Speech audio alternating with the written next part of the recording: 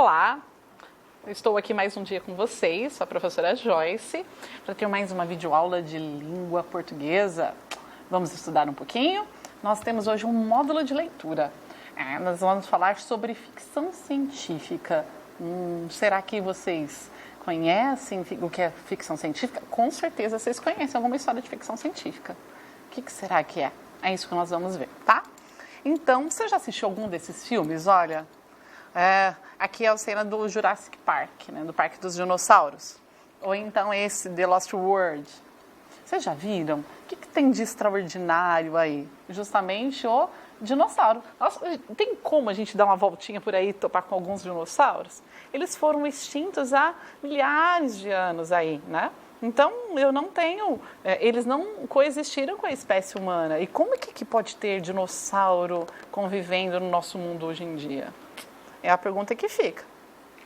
O que seria, então, a ficção científica? O primeiro livro de ficção científica é do Frankenstein, tá? Olha aqui, que ele justamente pegou retalhos de corpos, né?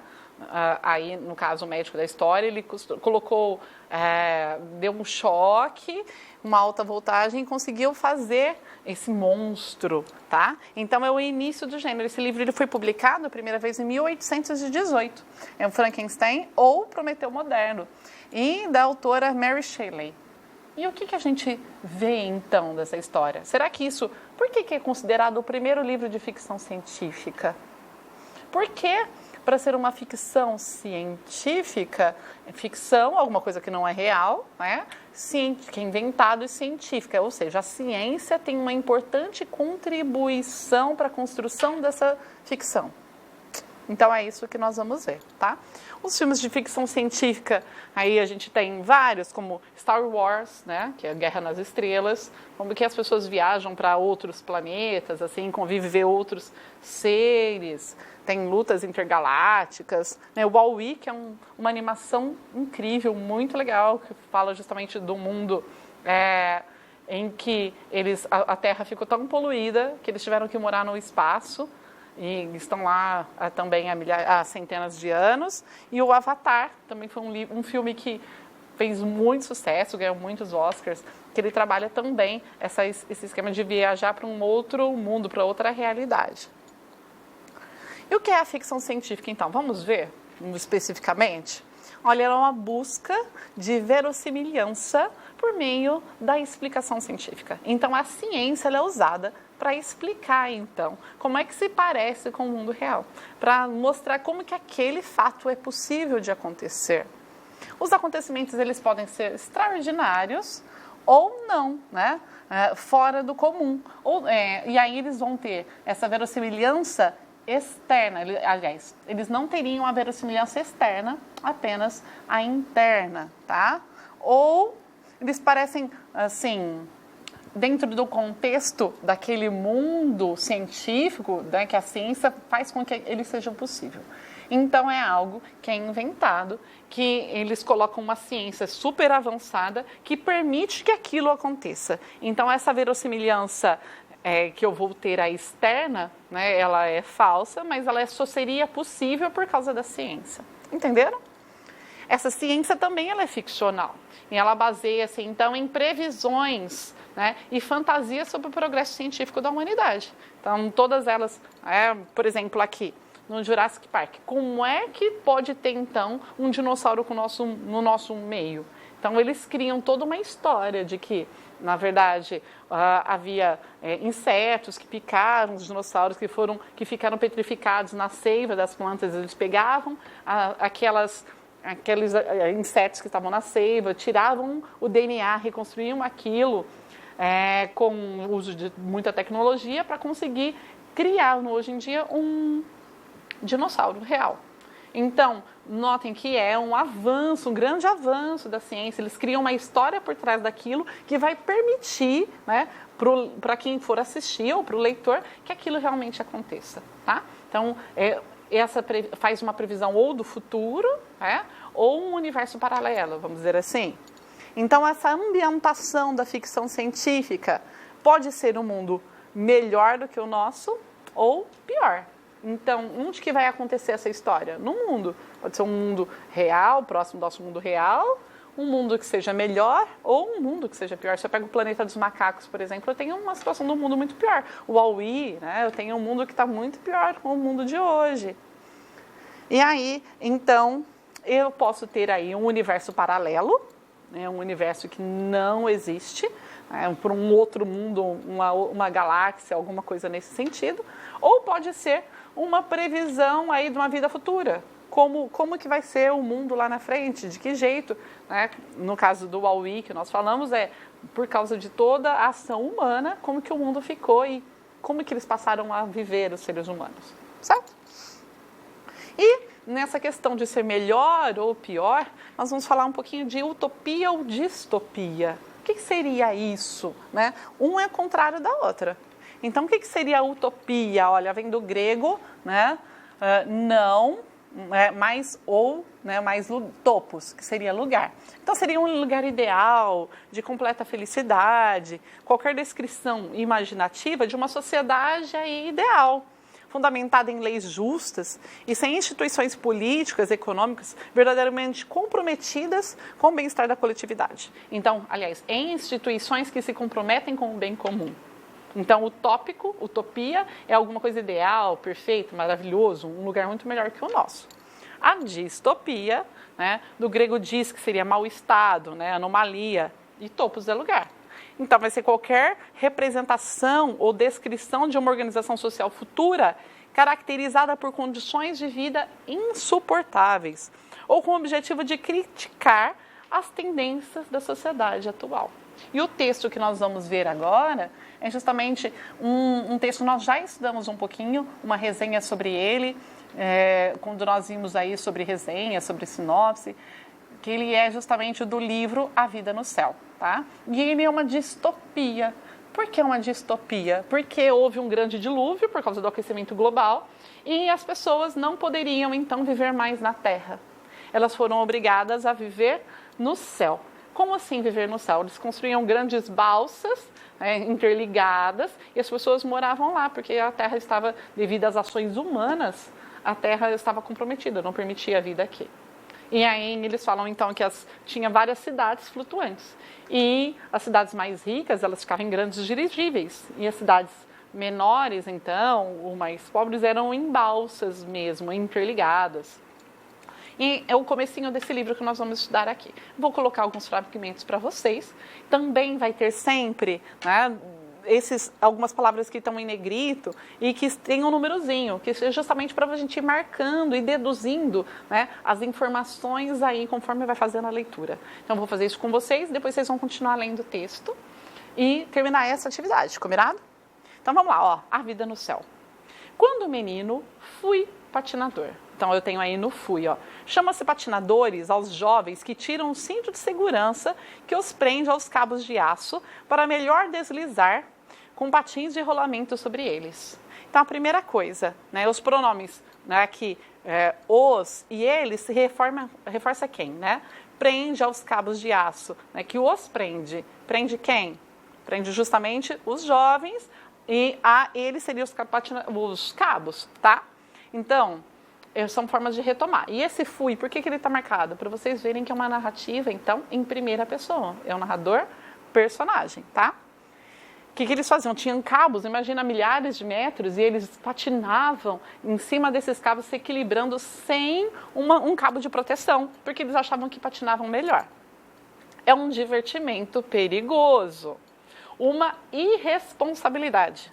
Os patinadores, se descobertos, costumam ser severamente punidos. Na minha aldeia, porque eles moravam justamente em aldeias, né, que é justamente a dele, ó. A aldeia aqui pode ser substituída pelo quê? Né? Por pequena povoação. Então, o lugar onde ele morava, ele chamava de aldeia, né? Em Luanda, esperávamos que os adultos dormissem para nos reunirmos junto ao jango, que era uma construção redonda no centro da rede, à sombra da qual... Então, o que seria esse jango? Ó? O jango denomina o quê? O lugar que é destinado à reunião dos habitantes. Então, eles iam lá, esperavam todos os adultos dormirem para que eles pudessem, né, ir fazer essa patinação. E aí, da qual os mais velhos discutem assuntos importantes da comunidade, no jango. As redes e os cabos de aço pintados com tinta fosforescente, então esses cabos de aço eram pintados com tinta fosforescente, brilhavam na escuridão. Poderia-se dizer que as redes eram concebidas para capturar as estrelas. Então, eles estavam no céu, como se essas estrelas pudessem alcançar as estrelas.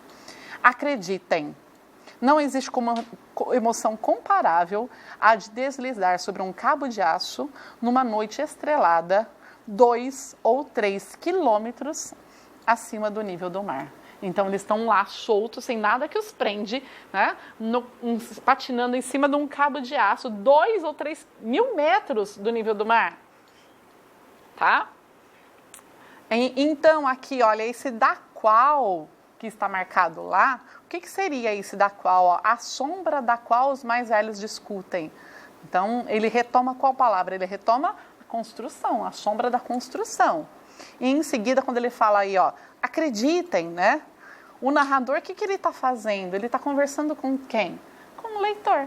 Então, ele vai, né, se dirigir aos leitores do livro. Certo? Aqui a gente tem uma imagem para vocês visualizarem. Então, aqui são... eles estão no céu, tem as estrelas, que seriam esses focos de luz. São pintados os cabos com fosforescente. Imagina eles a 2 mil metros, 3 mil metros de altura, deslizando nesses cabos sem um cabo de proteção, porque achavam que o cabo de proteção iria justamente prendê-los, né? Então, era uma forma deles fazerem justamente essa aventura, que era punida caso fosse descoberta. Continuando aí a história, então, todos nós, os filhos do céu, nascidos e criados em aldeias suspensas, somos, por adestramento e por paixão, grandes acrobatas. Então, eles falam que são filhos do céu, que foram nascidos e criados em aldeias suspensas, né? Morando justamente a milhares de quilômetros da Terra. São grandes acrobatas. Então, o que seria esse por adestramento e paixão? Indica o quê? Indica justamente a causa das habilidades deles. Então, eles foram treinados desde pequeno e eles amam a altura, né? Por isso que são acrobatas. Recordo-me de ter visto, quando criança, velhos filmes sobre circos famosos. Os animais fascinavam-nos, em especial os elefantes e os leões. Ríamos com os palhaços. Então, eles não tinham contato, o narrador não tinha contato, não lembrava de como que eram os circos antigos, principalmente, que tinham animais. Eles se divertiam muito olhando, né, vendo isso. Mas ele gostava do quê? Dos animais, dos palhaços. Do que eles não vão gostar? Então, o que vocês acham? Que eles vão achar banal? Vamos ver o que é? Ele vai contar. Os ilusionistas deixavam-nos de boca aberta. Então, eles ficavam impressionadíssimos. Os equilibristas, porém, né, apenas nos entediavam. Passear no arame a 15 metros de altura... ele achava isso uma bobeira. Passear a 15 metros de altura, a gente passeia aqui nos cabos a milhares de metros de altura, né? Grande coisa. Portanto, então, para o narrador, o equilibrista, ele é o quê? Né? É um ginasta inferior ao acrobata. Então, ele acha que isso é inferior. E quando ele fala grande coisa, né? Essa exclamação aqui, ela está enfatizando o quê? A ironia, né? Ela está sendo super irônica, porque ele não acha grande coisa, ele acha uma coisa banal, né? Boba, insignificante, perto do que eles vivenciavam.